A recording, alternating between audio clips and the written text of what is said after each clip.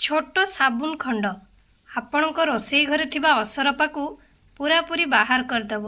ताले चलतु केमती कौन रखा कौन करवा ता विषय वीडियो माध्यम जाना। Hi friends, good afternoon. आपण समस्त मो तरफ नमस्कार। आशा करुँची आपण मैंने समस्ते भलरे थे, मुझे भलरे अच्छी। चलतु वीडियो आरंभ करवा। किंतु वीडियो आरंभ करने पूर्वर जदि आपण मान भितर कहीं जदि आज मो चैनल नुआ था ताहले प्लीज प्रथम चैनल टी सब्सक्राइब कर दिंतु, पाखरे थिबा बेल आइकन को क्लिक करंतु, जहाँफल मो नुआ नुआ वीडियो नोटिफिकेशन आपण मान पाखरे खूब शीघ्र पहुँची जीव आउ आपण माने मते टिके सपोर्ट करि परिबे आगु जीवा पई। सिलिंडर तले हो किंबा ड्रयर जहाँ दीर्घ दिन धरी बंद हो रही थाए से देखिए आपण माने असरपा निश्चित भाव में से स्थान गुड़िक लुचिकी रही थे। जदि असरपा माने आपणक रोसई घरर एही स्थान गुड़िक निज घर तैयारी करनी छंती तेबे यही पदक्षेप गुड़िक आपणक पई बहुत सुंदर काम देव।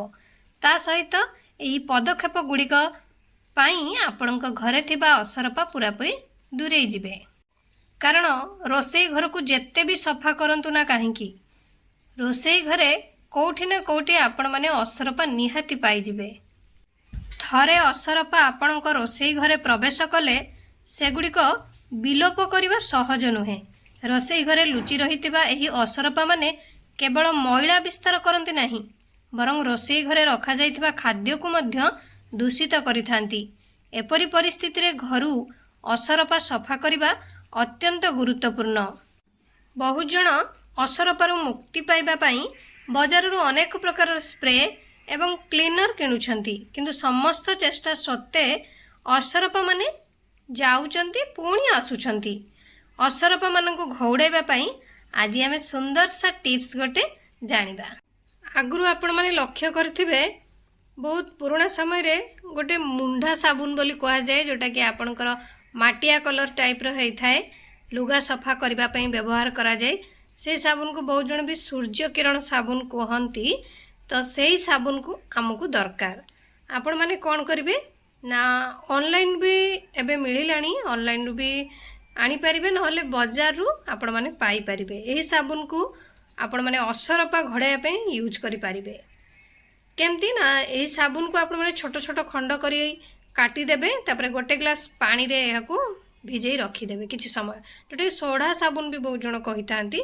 एक पात्र रे एहाकू भल भाबरे फुटई नेबे, पानी फुटिया परे एहाकू स्प्रे बोतल रे भरी देबे। तापरे आपण मानकर रोसई घर रे सबु कोण मानकरे स्प्रे कर देबे, जेउठारे असरपा मानकर घर जोटा स्थान करिसंती से सब जगह मानकरे।